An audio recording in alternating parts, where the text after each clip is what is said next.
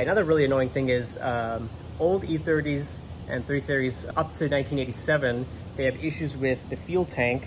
They only have it's a 53 liter fuel tank, or 57, something like that. And it's a single fuel pump with a single fuel sending unit. And they have issues with the level sensor not showing the gas gauge properly. If you have newer than 87 to 91, you'll have 2. Since this is a late year model, this is a 90, I have 2, and this is a brand new gas tank, as you can see. And I have a fuel sending unit on the driver's side, and then the fuel pump with the fuel sending unit as well, with the connections for the fuel lines. So the common problem is that you'll have issues with both of these, with corrosion on the floaters on the inside, and it won't show the gas gauge or the gas level on the gauge properly. And it could be all those different multitude of things. It could be corrosion on either of these. It could be faulty unit. It could also be the gauge itself in the cluster, which is what I mentioned in another video. Gauge itself, you can see it is bolted on the back here with these tiny little bolts. It's bolted on the back. And if this is not tight enough, it will cause it to flicker and you won't have an accurate reading for your gas. These sending units are really expensive. They're like $200 or $300 just for one sending unit. If somebody has never replaced them and you have to do both, that's obviously a lot of money.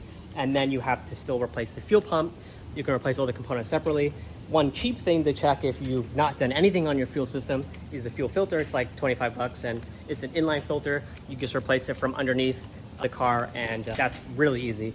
But for me, I've done all of that. All that's been replaced. The entire thing is done. Lines, tank, all that. But I don't think this secondary sending unit has been done. So let's just check the corrosion on it and see. It's super easy to get to.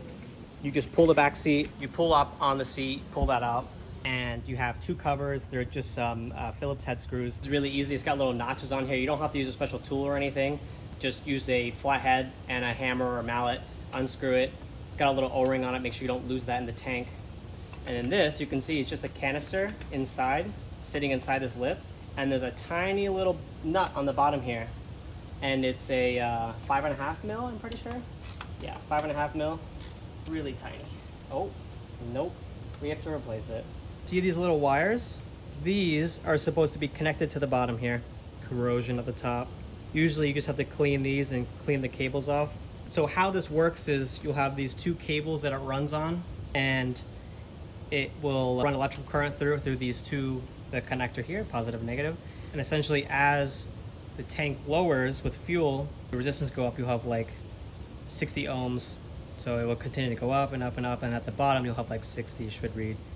But mine won't read anything, or it will flicker, or maybe this was reading something, if this was connected, but maybe it just recently broke. If these were not broken, what we would do is we would come in here and we would clean the corrosion off these prongs here at the top, and then anything off of these wires here, we'd clean that. Same thing with the bottom here as well.